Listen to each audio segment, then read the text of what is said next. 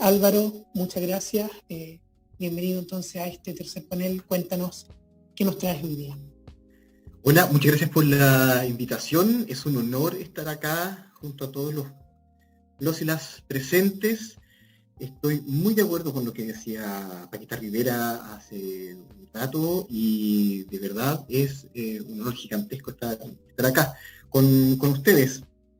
Yo traigo un texto que se llama El misterio de la Sibila, que es un texto escrito por la profesora Josefina Gramático, por ahí por el año 90, en donde retrata a la Sibila. Y antes de leerlo, ¿quién es la Sibila? La Sibila es la sacerdotisa de los templos del mundo antiguo. Dos de las sibilas más importantes son una la de Delfos y la otra la de Cumas. Y vamos a leer un texto donde de alguna manera describe ese pinagramático a la sibila. Con respecto a ella, dice Gramático lo siguiente. La sibila develaría su condición de criatura privilegiada, maestra en su arte, y que ve y penetra aquello que para otros está embosado. El apelativo Virgo, él también de étimo desconocido, aunque de algún modo ligado al mundo de la fecundidad y de la religiosidad agraria mediterránea, es estrechamente vinculado a esa peculiar condición suya, que la hace intacta, inviolada,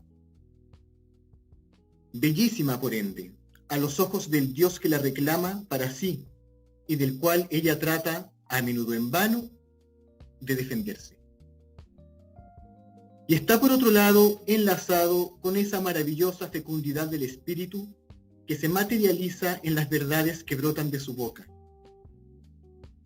Su cargo y condición de sacerdos se desprenden consecuentemente de esa virginidad. Sacerdos es quien pone sobre el altar las ofrendas sagradas. Es un ser inmaculado, al cual, por ser tal, está reservado el acto humano por excelencia, el acto cultual. La sibila es sacerdotisa de Apolo, dios de la absoluta claridad, pero también de Diana Trivia, diosa de la oscuridad nocturna, apenas atenuada por el leve brillo lunar. Es luminosa y tenebrosa, apolínea e infernal. Su naturaleza posee una ambigüedad inquietante y estremecedora. Reúne los contrarios a la manera heraclitiana, no sin estar a punto a cada instante de perder su propia unidad. Numinis instar, igual a una deidad, la llama Eneas en las metamorfosis ovidianas. Se confunde con el Dios al cual está consagrada. Gracias Álvaro. Gracias Álvaro. Esas evocaciones a los tiempos antiguos, ¿cierto? Sin lugar a dudas que nos hacen pensar aún más en los tiempos actuales, como ciertas figuras propias de esta interpretación de la vida de los dioses, y aquí cómo escoger y por qué escoger, ¿cierto?, la voz femenina de una sacerdotisa. Algo peculiar si es que lo miramos en el siglo XXI y lo complejo que es tan solo imaginárselo en esa línea. Pero si lo retraemos hacia justamente la fuerza de esta mirada que se alza y que cada vez más nos permite encauzarnos en un enfoque de justicia, de equidad. Brevemente, si nos puedes comentar aquello y por qué Sibila finalmente. Bueno, primero quise tomar este texto de Josefina Gramático porque, pensando un poco en el Día del Patrimonio, qué bonito sería hacerle un homenaje a Josefina Gramático, que fue una de las grandes expositoras de las letras clásicas en Chile, ¿cierto? Además, las letras clásicas muchas veces estaban dominadas por hombres y Josefina Gramático no lo era. Por lo tanto, me parece súper interesante la obra de Josefina Gramático. Ella es la fundadora del Centro de Estudios Clásicos de la UNCE dedicó gran parte de su obra y de su vida a estudiar el silencio, y al estudiar el silencio también estudiaba a la Sibila. Por lo tanto, y considerando que las humanidades están en crisis, me parece muy interesante el rescate de estos personajes, de estas autoras también, ¿cierto? ¿Y por qué la Sibila? Porque la Sibila, de alguna manera, bueno, la Sibila era tomada por el dios, por la diosa, era tomada por la deidad la estremecía, ella entraba en trance. Y lo interesante de esto es que al tener ya una unidad y luego confundirse con Dios, pasaba a ser de alguna manera dual también. Porque la Sibila es sacra, pero también es horrenda, es venerada, es insana, es casta y también es oscura. Entonces, tiene, como dice el texto, tiene esta cosa heraclitiana de los duales, ¿cierto? De los contrarios. Y me parecía súper interesante porque además, en esta comunicación con el Dios se comunicaba con ella a través del silencio. Y el silencio es el modo que tienen los dioses para comunicarse con los seres humanos. Entonces, ella como traductora e intérprete de los dioses, este silencio lo convertía en palabra, y la palabra es el modo de comunicación humana, por excelencia, se supone. Por lo tanto, está, como decía, estos contrarios, y también pensando un poco en este ya como lanzamiento oficial, se podría decir de Filopóiesis, la Sibila encarna también muchos conceptos. Por ejemplo, la proyección, la memoria, porque en la Sibila, al tener todo ese conocimiento que los dioses le transmiten, en la Sibila está el pasado, está el presente y también está todo lo que viene, está el futuro, es la que nos trae las noticias. Entonces también ella nos va a traer lo bueno y nos va a traer lo malo. Seguimos con los contrarios. También encarna, y pensando en Filopóiesis, encarnaría la poesía, porque por un lado se dice que la Sibila tenía, de su voz salían bellas palabras, se habla del canto de la Sibila, pero al mismo tiempo se dice que balbuceaba y que sacaba de sí misma sonidos que eran horrendos, que eran horribles. También, de alguna manera, encarna toda esta idea de la filosofía y la reflexión en torno a la antigüedad, al mito, al rito, ¿cierto? A lo que nos conecta también con la naturaleza, y hay también un poco de idea de Heráclito. Por eso Heráclito, de alguna manera, seguía también a esta idea de la Sibila, y al parecer la admiraba. Bueno, y finalmente, esta idea de la traducción. Es la Sibila la que traduce, la que interpreta a los dioses, es la que traduce, como decía, del silencio a la palabra, el silencio que vamos a considerar que es un tipo de lenguaje, que sería el texto fuente, y la palabra, que sería el texto meta de la Sibila, en cuanto a la transferencia, ¿cierto? Ella como puente entre lo divino y lo humano. Eso sería más o menos. Muchísimas gracias, Álvaro, por esta tremenda lección también en torno a la nunca bien ponderada y siempre querida hermenéutica. Sí. Gracias, muchas gracias. Enseguida entonces presentaremos a nuestra ya penúltima panelista. Estamos hablando de Valesca Pino Ojeda, quien yo decía que quería darle un especial agradecimiento por estar, cierto, desde Nueva Zelanda, conectándose con 14 horas de desfase, y quizás eso es una de las cosas buenas que trae esta conectividad, poder encontrarnos y abrazarnos en esa distancia tan grande como la que nos tiene, ¿cierto? Valesca es doctora en teoría crítica y de literatura latinoamericana, y hoy día también nos puede, sin lugar a dudas, ofrecer algo muy, muy interesante. Valesca, bienvenida al panel y cuéntanos. Hola, ¿se escucha bien? Muy bien. Ok. Hola, ¿cómo están? 1.000.000 de gracias, Juan, Qué lindo ver a mis amigos y conocer a otros amigos. Ver a Hans, ver a Rosabeth y ver a Jaime. Y además con Jaime somos los dos de Osorno, porque yo también nací en Osorno. Y es una cosa maravillosa estar aquí. Yo tengo un agradecimiento tremendo por la oportunidad de formar parte de este conversatorio, de este panel, porque quienes vivimos en la extranjería no siempre tenemos el privilegio de tener este contacto cotidiano y estar allí en el momento preciso en donde las cosas se están pensando. Uno siempre vive de manera remota, ¿no? Como a control remoto. Entonces, es una carencia muy grande, es una carencia afectiva, a veces son culpas, en este momento en donde hay tanto dolor, donde hay tanta necesidad y hay tanto deseo de estar juntos en el proceso, digamos, de vivir la cuarentena y la represión y el hambre y las carencias, es cuando uno siente que debiera estar allí, ¿no? Que uno debiera estar allí. Entonces, este es un regalo el que me han dado de estar allí de alguna manera. Así que 1.000.000 de gracias. Hans fue el que creo te dio la idea de invitarme, Juan. Así que Hans, gracias.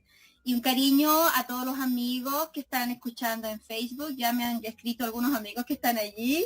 Entre ellos está mi profesora de Estados Unidos, Cynthia Steele. Cariño, Cynthia.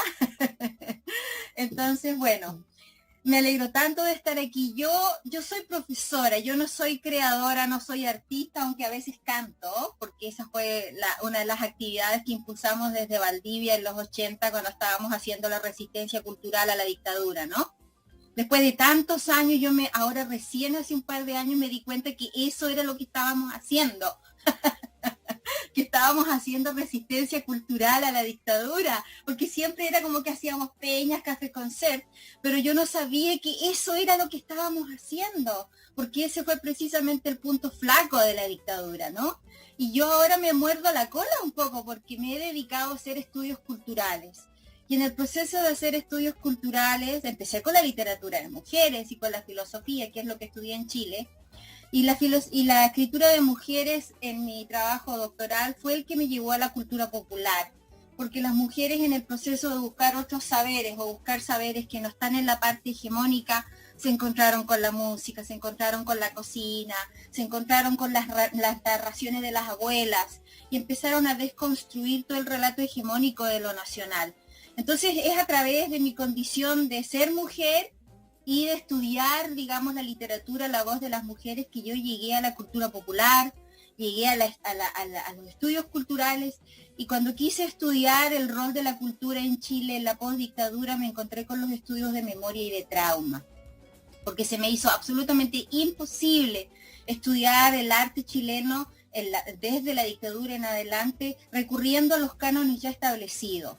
Es decir, el lenguaje en Chile, el lenguaje creativo, el lenguaje imaginativo, el lenguaje poético, fílmico, musical, completamente está asignado por la experiencia de la dictadura, la experiencia abyecta del dolor, de la desaparición, del miedo, del estado de terror. Entonces yo he estado trabajando desde ese lado, ¿no? Ahí es donde yo me sitúo, y empecé como muy latinoamericanista, con México, con Argentina, con Puerto Rico, con Chile, pero poco a poco me empecé a centrar más en Chile. Así que yo soy una chilenista latinoamericanista, viviendo en la diáspora, ¿no? Viviendo en la diáspora. Y la verdad es que desde ese lugar me sitúo hoy en día en esta conversación. Hablar de patrimonio significa hablar de memoria, y me pareció magnífico, precioso lo que dijo Álvaro, porque realmente entronca muy bien con lo que yo quiero plantear aquí en esta discusión, y es decir, el rol de la memoria, ¿no? La memoria como patrimonio.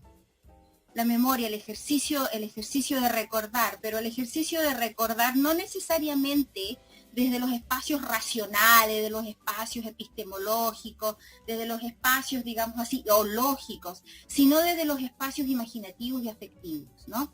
Y en ese contexto yo he estado estudiando ya casi por 15 años el rol de los trabajadores de la memoria en Chile. ¿Y quiénes son los trabajadores de la memoria?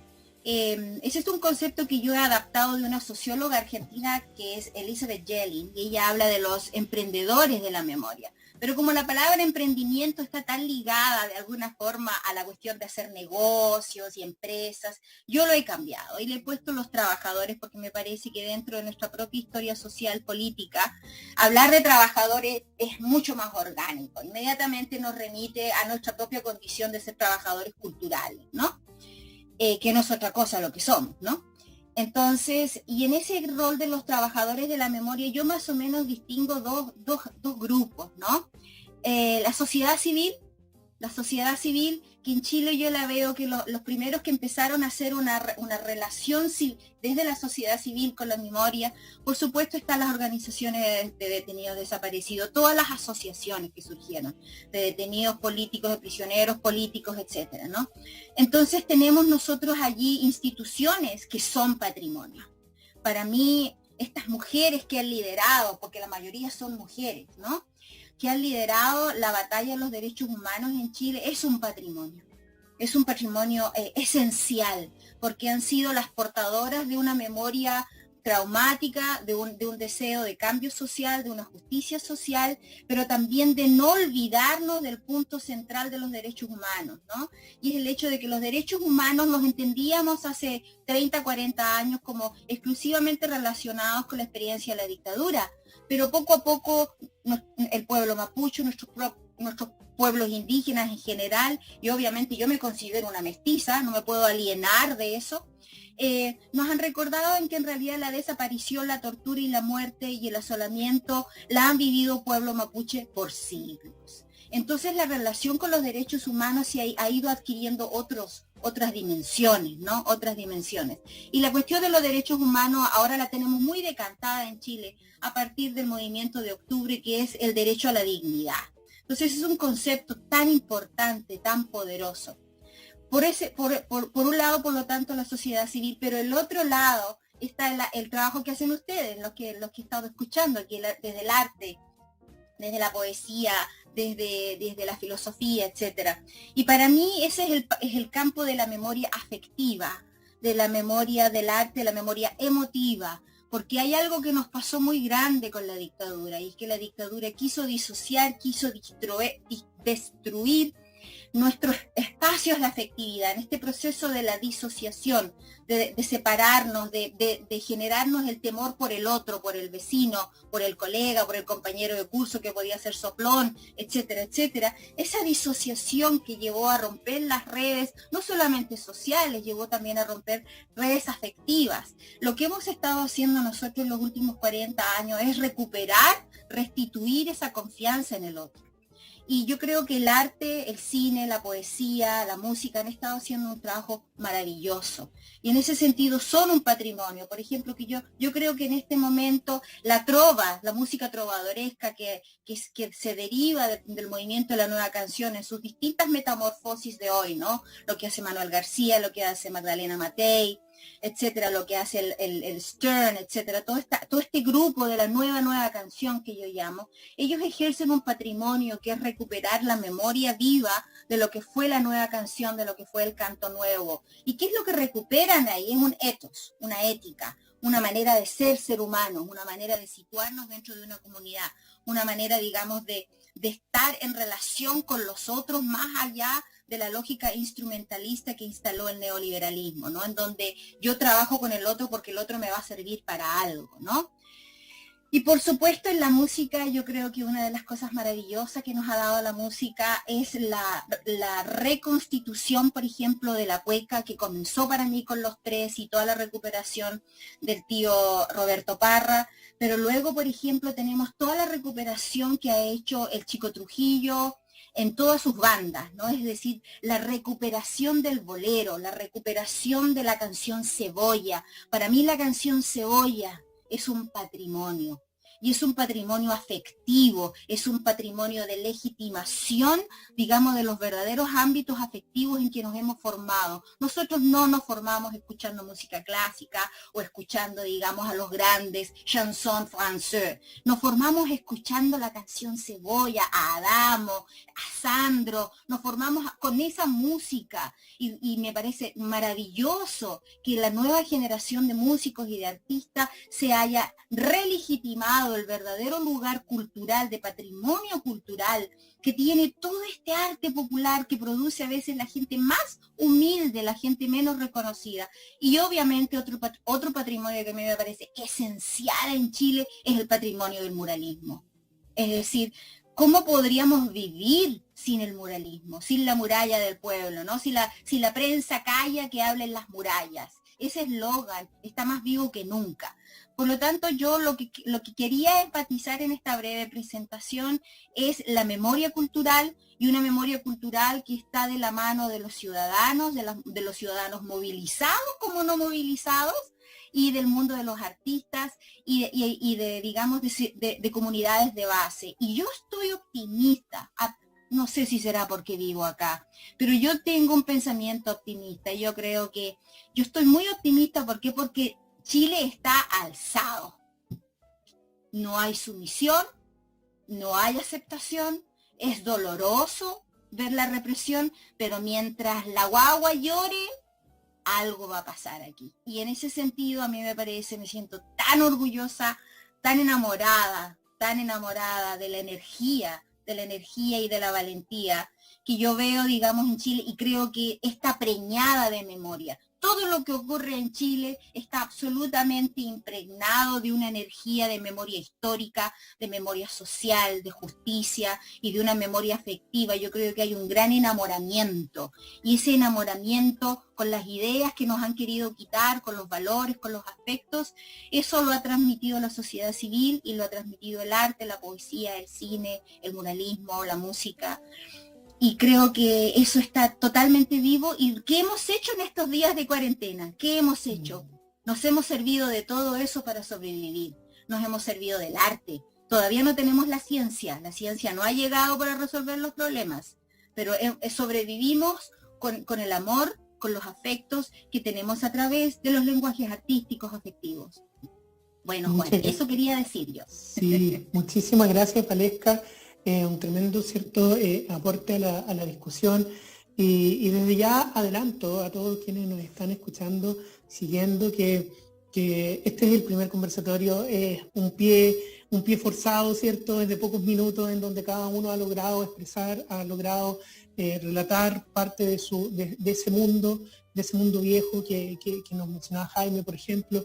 Entonces, hago desde ya la invitación a que estén muy atentos, porque vendrán nuevos conversatorios donde vamos a poder profundizar con cada uno, con una, vamos a hacer llegar esa invitación, y en este caso me quedo con que mientras tú estabas hablando de memoria, rescate, patrimonio, estaban nuevamente apareciendo imágenes de nuestros partners, ¿cierto?, de este conversatorio, que es Gloriosa Fotografía y Promovie, donde aparecía la ruta, cierto, Cuequera, que es un proyecto dirigido por Diego Valenzuela, y que va mostrando también esa otra parte que sale de este patrimonio inmaterial, y ligado incluso a los barrios donde trabaja, por ejemplo, Miguel, como en Franklin.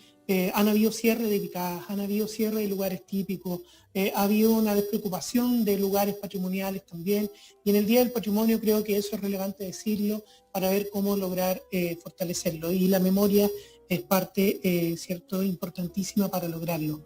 Yo te quiero agradecer mucho, Valesca, por estar con nosotros hoy día, por habernos aportado esta reflexión y esta de una u otra forma invitación a seguir profundizando en estos temas. Y yo quisiera ahora pasar ya a nuestro último invitado a propósito justamente de la memoria. Nelson Rodríguez es quien nos acompaña a continuación, ¿cierto? Nelson Rodríguez es profesor de filosofía, doctor en filosofía con subvención en estética y teoría del arte, y él va a tomar la palabra y va a evocar, yo creo, la memoria, se darán cuenta por qué, Muchas gracias, amigo mío, por estar con nosotros, por acompañarnos, y quedas entonces con el micrófono abierto.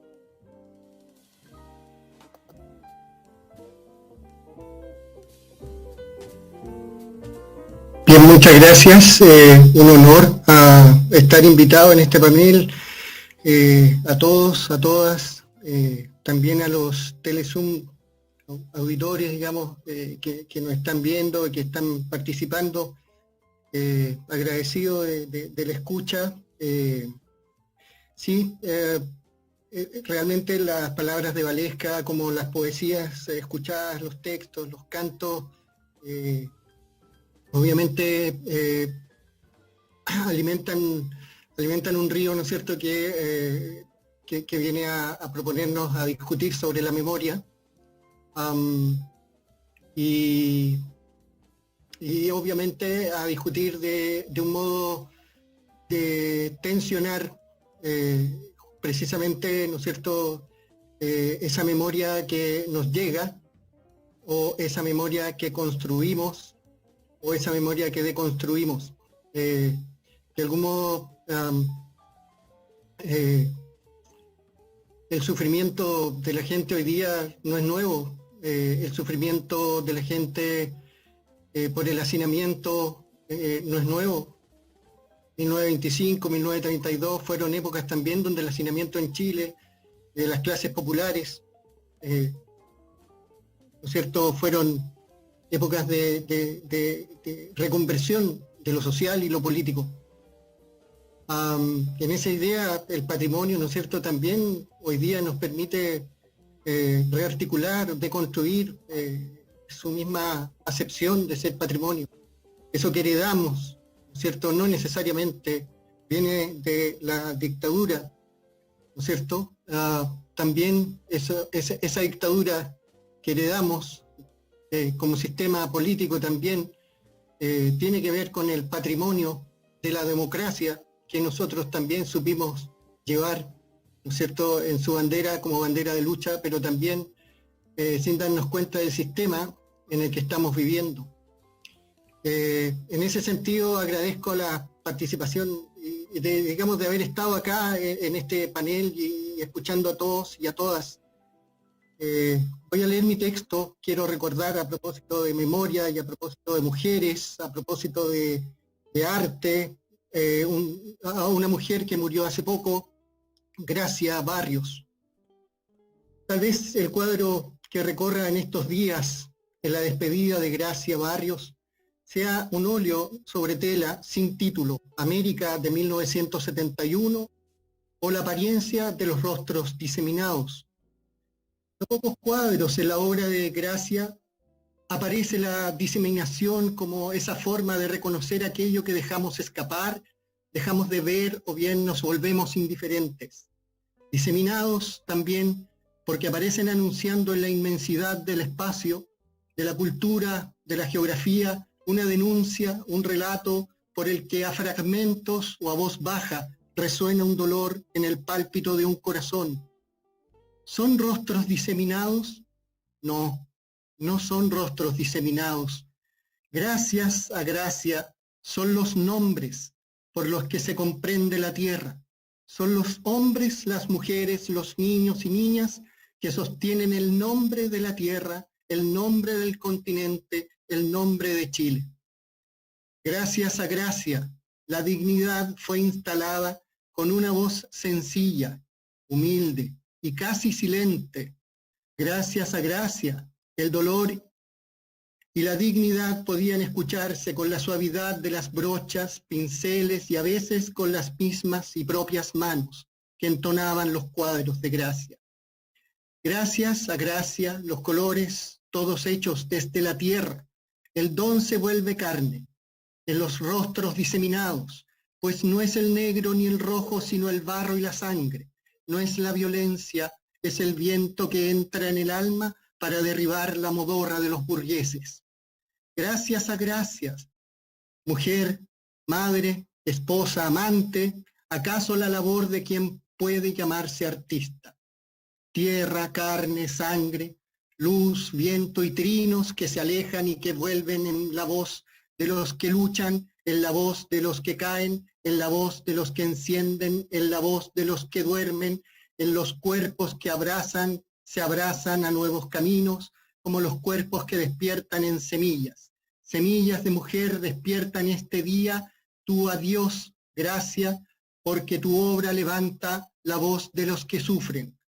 Gracias, gracia, porque tu obra no cesa de ser política, no descansa ni se cansa en cada uno de los conflictos sociales, culturales, por los que la condición humana se vuelve centro de tu obra, de tu palabra, de tu corazón y de tu esperanza. El arte aún tiene en gracia el don de ser contexto, de ser espacio en el límite de una frontera y a un paso de lo universal. El arte en gracia aún tiene en sus caminos la gracia de ser historia por la historia, para la historia, hacia la historia. Nosotros, profesores, en el arte, en la estética, en la filosofía, en la historia, en la lengua, agradecemos a Gracia por enseñarnos el arte de hacerse pálpito de las horas con la suavidad con la que una mano se deja seducir por la tela de un texto, de un discurso para levantar a los caídos, a los que sufren, para levantar la lucha sin encender los fuegos. Ese es mi texto. Muchas gracias Nelson, tremendo texto, evocador sin lugar a dudas, no solo desde la figura a quien estás homenajeando, ¿cierto? Y a memoria de su trayectoria, te agradezco aquello, y por eso es que finalmente estamos en este cierre de conversatorio también con tu lectura. Interesante esa introducción, ¿cierto?, a que lo que está pasando ahora no está pasando ahora solamente. Y eso yo creo que reconfigura un poco las miradas de lo que entendemos por memoria y de lo que estamos entendiendo también por estas crisis en las cuales estamos insertos. Te agradezco ese escrito y te pediría, si pudieras solamente en 2 segundos, ¿cierto? No solo porque escoger a Gracia, entendiendo, ¿cierto?, la reciente partida, sino que cómo estas palabras te hacen un sentido a ti desde el patrimonio, con la labor que tú haces a diario, porque tú siempre has dicho, aún siendo un doctor en filosofía, yo siempre te escucho decir que primero eres profesor. Entonces, quizás un mensaje desde esa mirada y del patrimonio que hablábamos y la memoria hacia la educación, ¿qué nos puedes decir?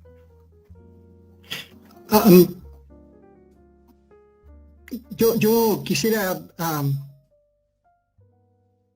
a propósito de Gracia Barrios, de su cotidianidad en la pintura, de su pincelada diseminada casi como si fuera lo efímero, pero al mismo tiempo la voz punzante del momento, quisiera, gracias a Gracia, hablar o dejar de hablar de patrimonio, a lo mejor hablar de matrimonio, aquello que hereda, no en términos de lo que viene, sino de lo que viene, transformarlo en novedad a partir de lo que vivimos. Me hacía mucho sentido el poema de Miguel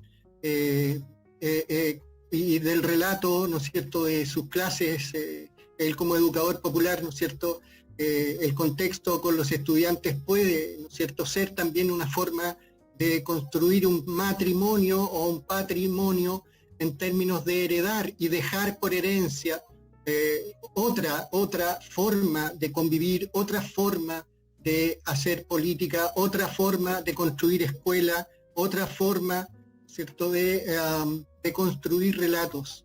Es desrelatar, ¿no es cierto?, de algún modo las formas de convivir. Y yo creo que de algún modo el encuentro de ser profesor a mí me anima el hecho de poder estar permanentemente haciéndome cuestión yo mismo de mis énfasis como profesor. Soy autocrítico en eso, hay que dejar de hablar y hay que escuchar más a quienes están delante de nosotros para construir un nosotros más próspero, digamos, respecto de cómo lo construiría en este caso una mujer como Gracia Barrios. Una voz silenciosa, una voz que se hace humilde, pero no deja de poner en cuestión el momento, en cuestión la historia, el día, la hora, la vida misma. Muchas gracias, Nelson. Muchísimas gracias.